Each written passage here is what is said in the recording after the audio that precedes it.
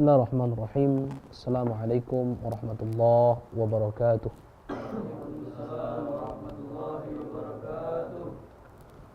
Alhamdulillah, thumma alhamdulillah. Wassalatu wassalamu ala sayyidina Rasulillah, Sayyidina Muhammad ibn Abdullah wa ala alihi wa sahbihi wa man walah. Wala hawla wala quwata illa billah. Amma ba'd. Anak-anakku, para santri semuanya, kaifa halukum? Alhamdulillah, bikhair wa afiyah, barakatuh barakatuh. Wa madza darsuna al-an? As-sirah an-nabawiyah. Baik, masih bersama As-sirah an-nabawiyah dengan kajian kitab Fiqh As-sirah an-nabawiyah yang dikarang oleh Syekh Muhammad Sa'id Ramadan Al-Buti. Dan pada pertemuan terakhir kita telah sama-sama mempelajari, sama-sama membahas tentang perbandingan dua madhab atau dua manhaj atau dua tariqah dalam pencatatan sejarah secara umum atau sirah secara khusus. Dan kita telah sama-sama ketahui ada dua manhaj, dua madhab, ada dua tariqah, yaitu mawdu'i dan dhati, objektif dan subjektif. Kita sudah sering ulas ini. Ada poin-poin yang sudah kita sebutkan juga, perbedaan mendasar daripada kedua madhab ini.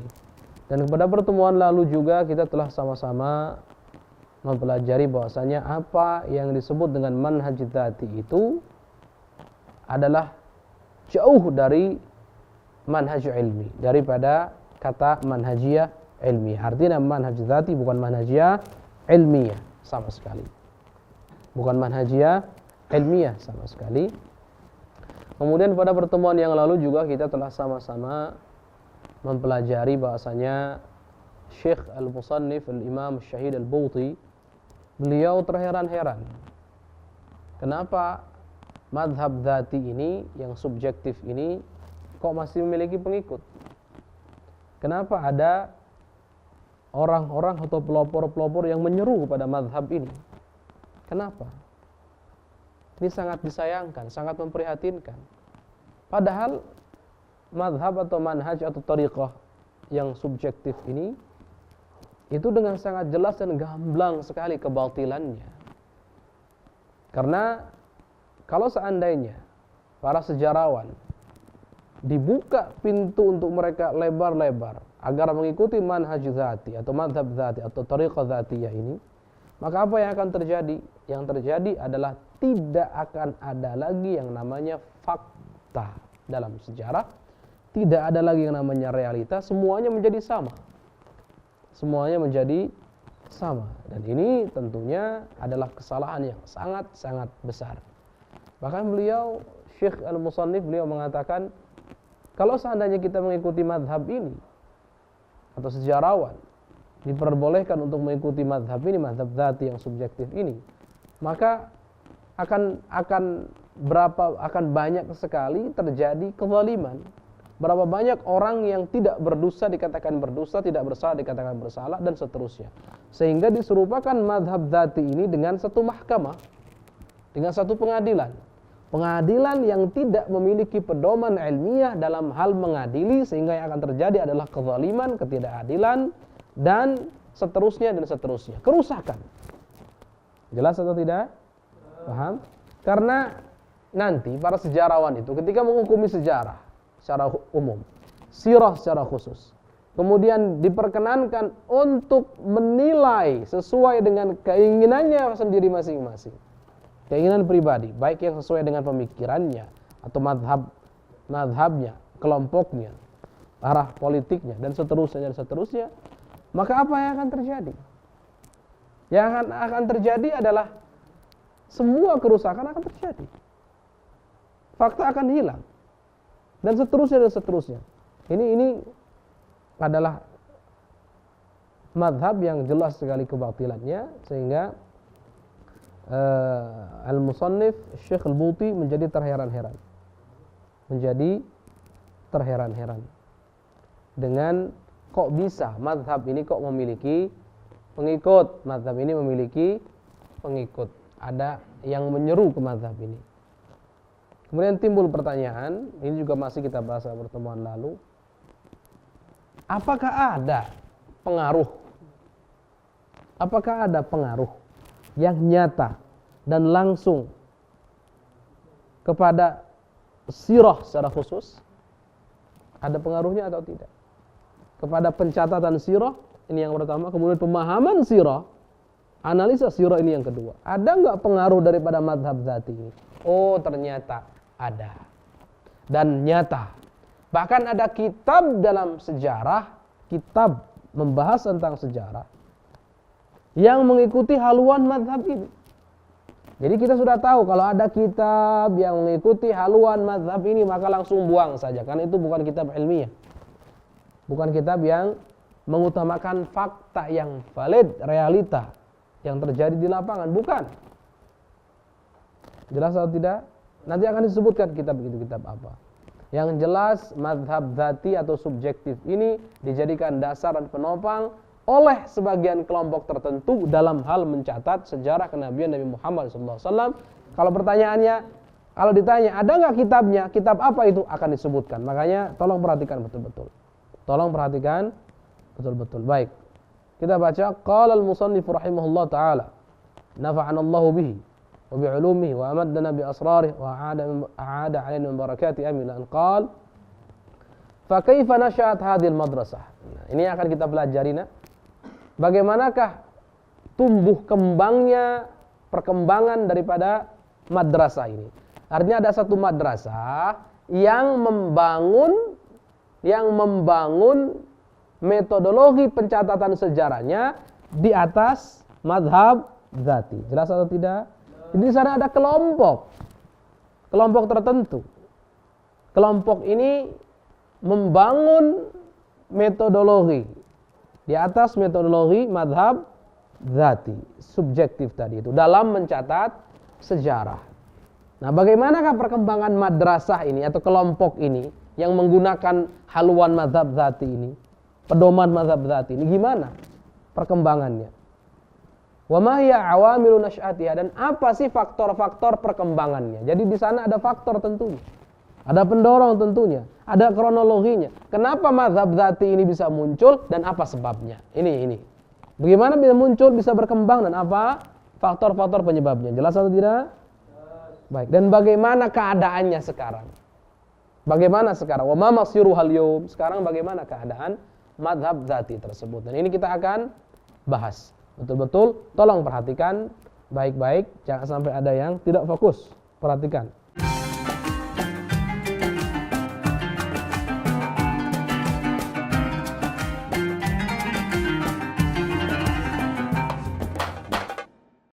Ingin belajar bersama Buya Yahya kapanpun dan dimanapun? Dapatkan segera flashdisk MP3 Buya Yahya. Berisikan berbagai materi kajian lengkap bersama Buya Yahya.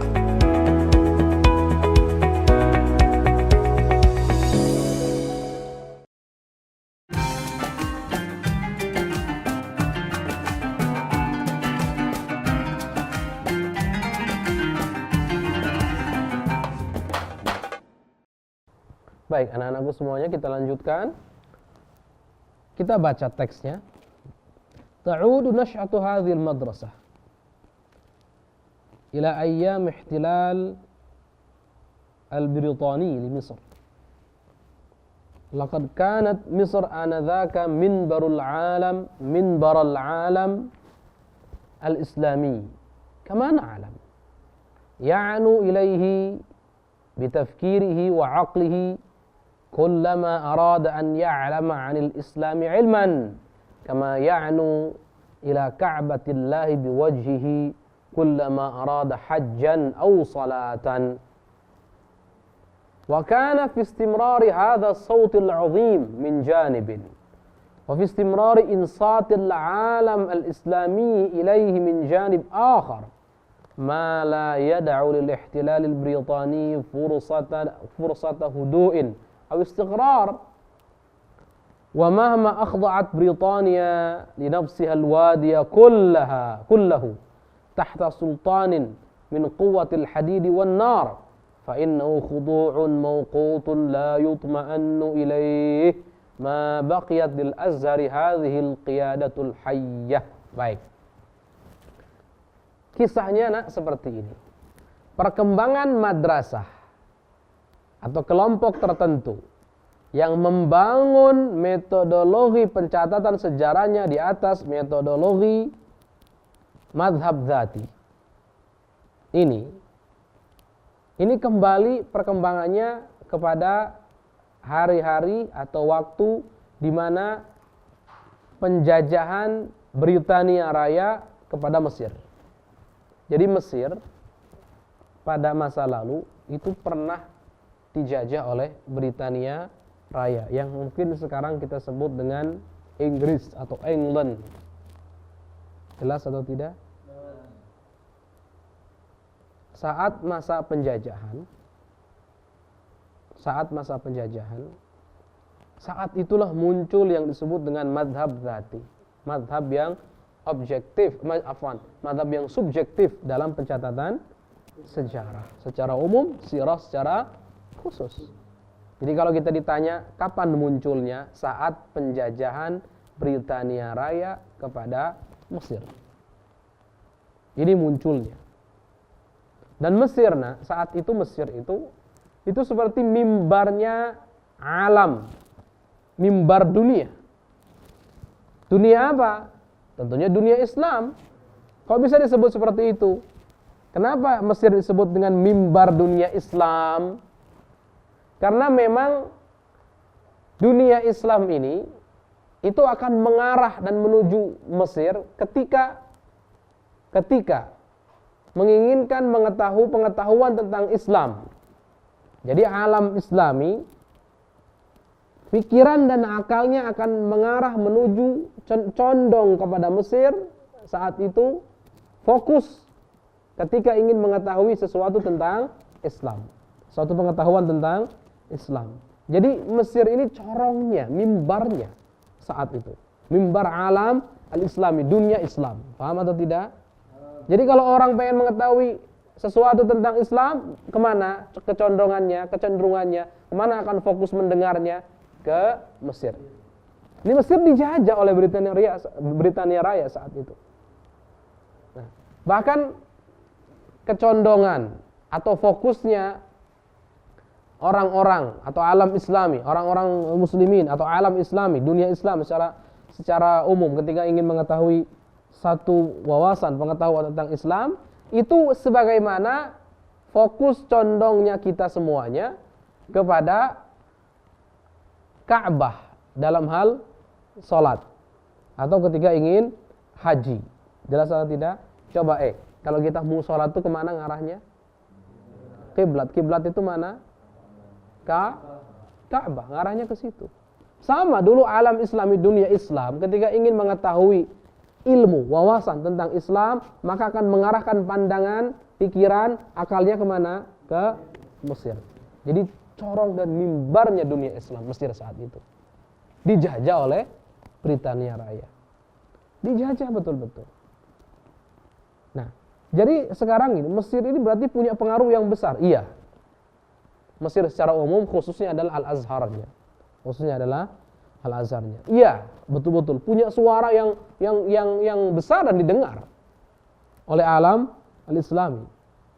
Dan Masya Allah di satu sisi juga alam al-Islami ini cenderung condong kepada Mesir, fokus kepada Mesir dalam hal agama tentunya, dalam hal Islam.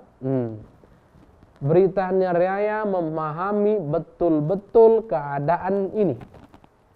Sehingga Britania saat itu berpikir bagaimana caranya mendapatkan stabilitas ketika menjajah. Jadi menjajah kalau sudah dikuasai jadi tenang.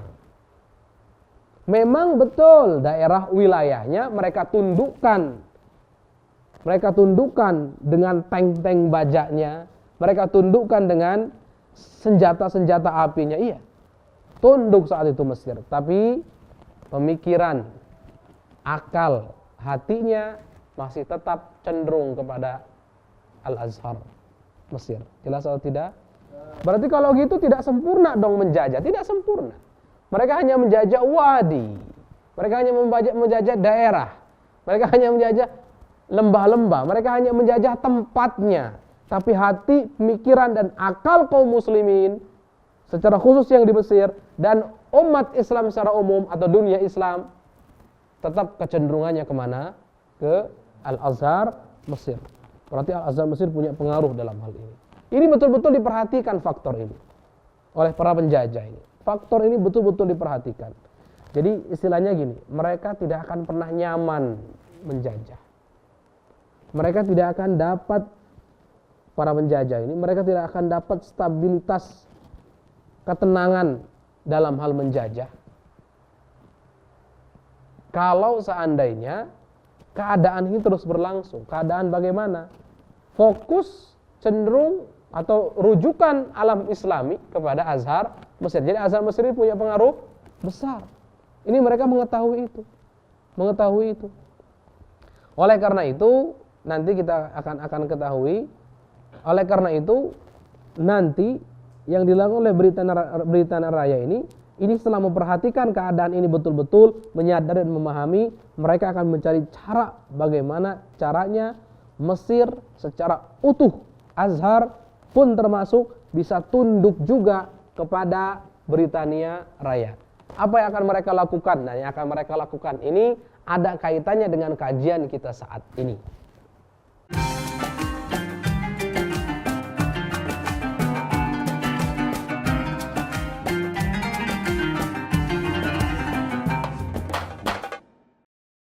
Mau menyaksikan kajian Buya Yahya tanpa biaya internet? Segera pasang parabola Al-Bahjah TV di rumah Anda. Bebas biaya bulanan dan tanpa koneksi internet.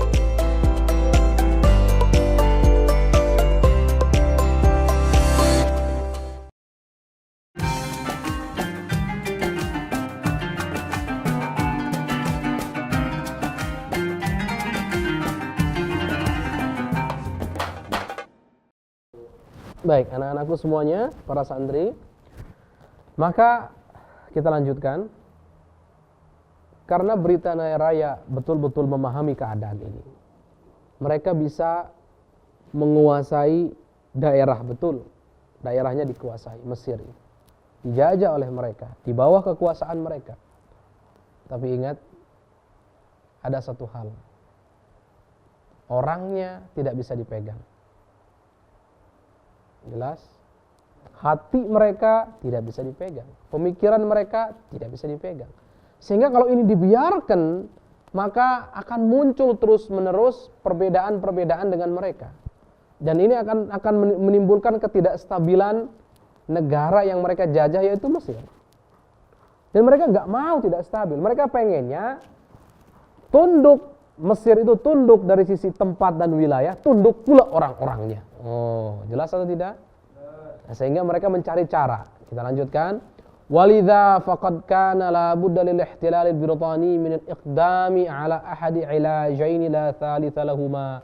Oleh karena itu, maka penjajahan Britania Raya harus melakukan salah satu dari dua cara. Tidak ada yang ketiga.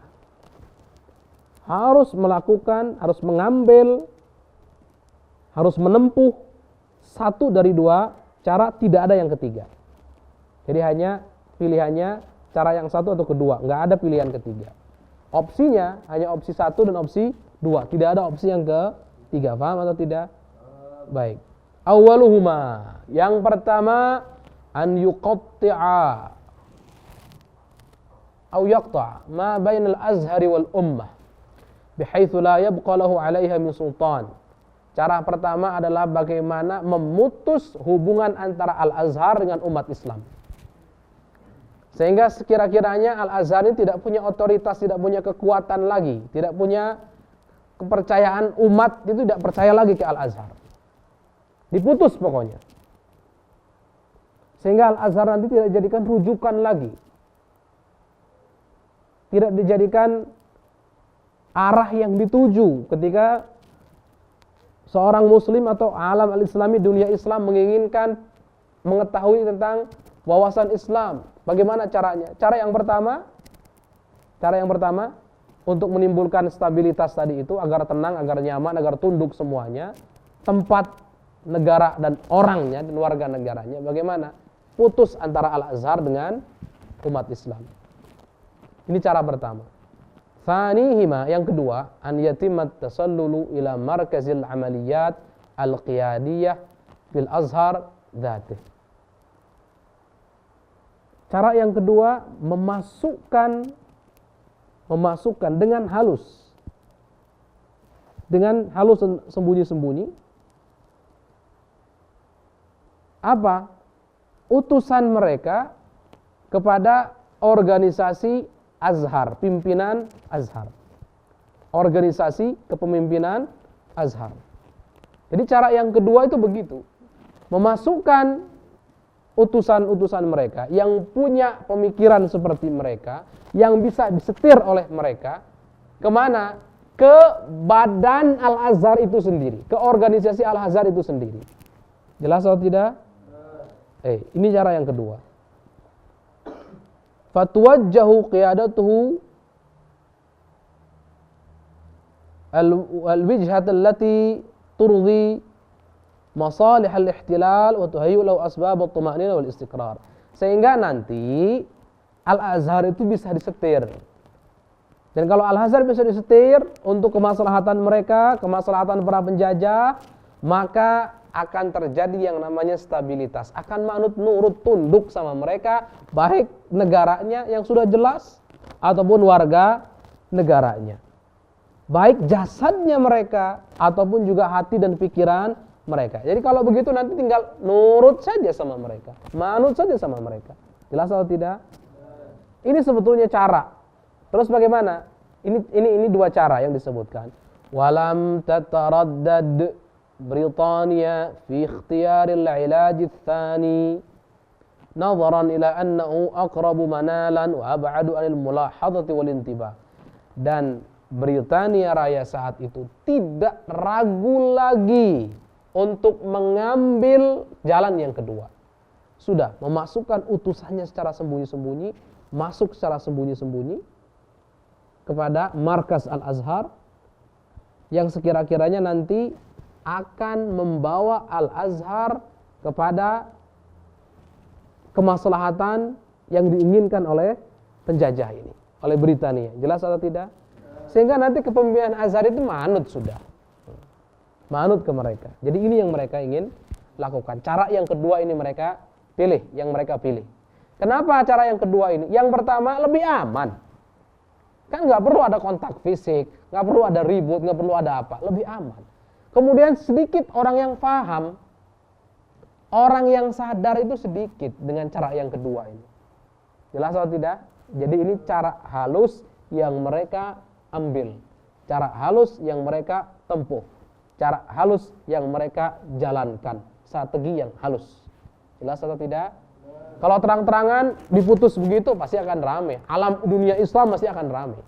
Kalau cara pertama yang diambil, maka akan timbul justru ketidakstabilan, akan ramai. Keributan akan di mana-mana, protes keras akan terjadi di mana-mana. Jelas atau tidak? Ini nggak aman sama sekali.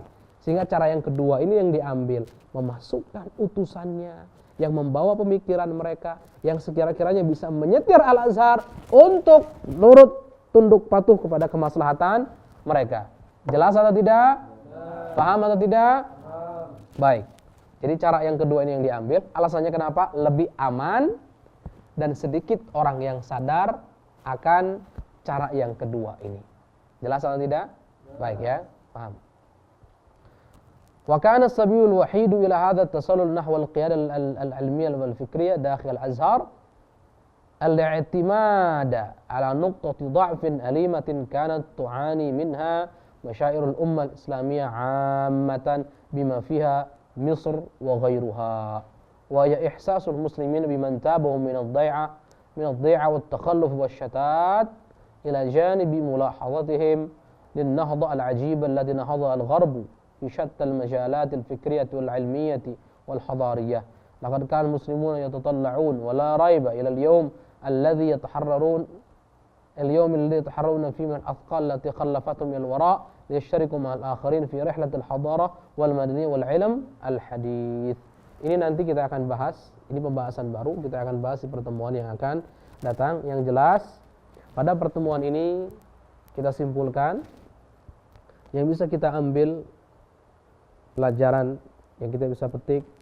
Yang pertama bahasanya bagaimana muncul dan berkembangnya madrasah yang beraliran mazhab dzati ini. Yang beraliran mazhab dzati. Jawabannya adalah ketika Mesir dijajah oleh Britania Raya. Apa faktor yang menyebabkan mazhab ini kok menjadi muncul? Apa faktornya? Faktornya adalah karena Britania Raya menyadari betul-betul otoritas kekuasaan Al-Azhar untuk alam al-Islami, untuk dunia Islam. Artinya dunia Islam ini cenderung untuk mendengar kepada Al-Azhar,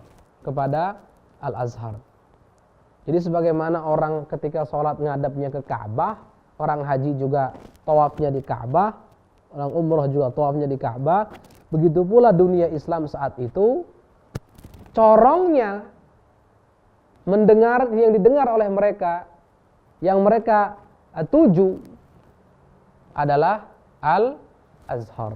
Kalau mereka ingin tahu tentang ilmu yang berkaitan dengan Islam, maka mereka akan mendengar Al-Azhar, akan cenderung kepada Al-Azhar, akan menyiapkan hati dan pikirannya untuk mendengar Al-Azhar. Berarti Al-Azhar punya pengaruh yang sangat besar kepada dunia Islam saat itu.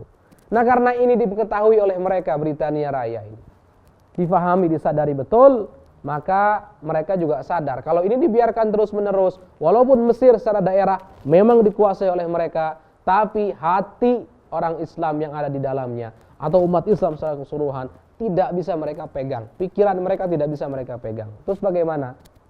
Harus untuk menciptakan kestabilan di negara yang mereka jajah, harus ada cara. Dua cara. Cara yang pertama, memutus hubungan secara total. Cara yang kedua, memasukkan utusan secara sembunyi-sembunyi, agar nanti Azhar pun secara perlahan-lahan akan tunduk kepada apa yang diinginkan atau kemaslahatan yang diinginkan oleh Britania Raya. Wallahu a'lam bishawab. Semoga Allah Subhanahu wa taala menjadikan ilmu kita ilmu yang manfaat, wafat dalam keadaan husnul khatimah, ala hadhihi niyyah wa ala kulli salih. Al-Fatihah.